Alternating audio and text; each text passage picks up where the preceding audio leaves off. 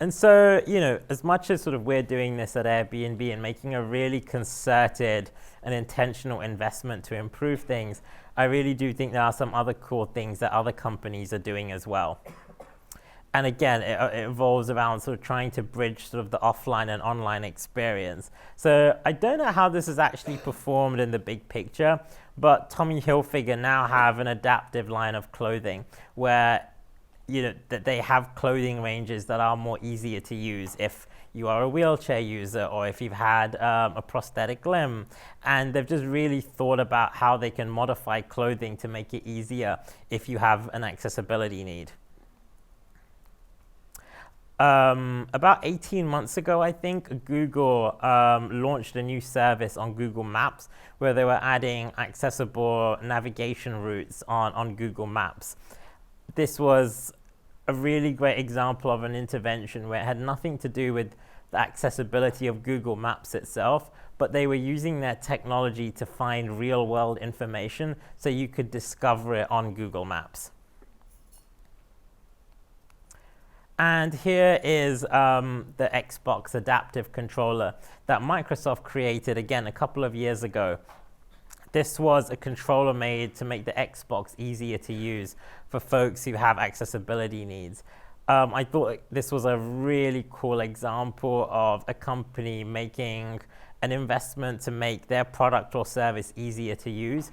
And an adaptive controller, it wasn't just for one type of disability. I think there's lots of different kinds of disabilities that this controller considers when it's being used in real life. So again, it's an example of where even though the Microsoft game or whatever the product was may have hit compliance on an accessibility standard, here Microsoft have made the investment to make sure that the controller allows somebody with a disability to use it. And just a great example of converging technology with the real life experience. Here are just some take-home messages that I'd love to leave with you all today that is hopefully covered in some of these slides. Firstly, as mentioned, start with empathy and speak to users with disabilities. Make sure you test what you build, iterate, and make sure you're testing with that audience to get that feedback. One thing that a lot of companies and organizations struggle with is that they often think about accessibility many years down the line. The earlier that it is done, the easier it is to fix problems. The more scale you have, the harder it gets to retrofit solutions. And it's not just accessibility. I think it goes to so many other problems that society is facing. The longer that they are dealt with, the bigger they get. So the earlier you can address some of these things, in my view, the better. Something that I'm really passionate about is actually doing what we can to hire people with disabilities.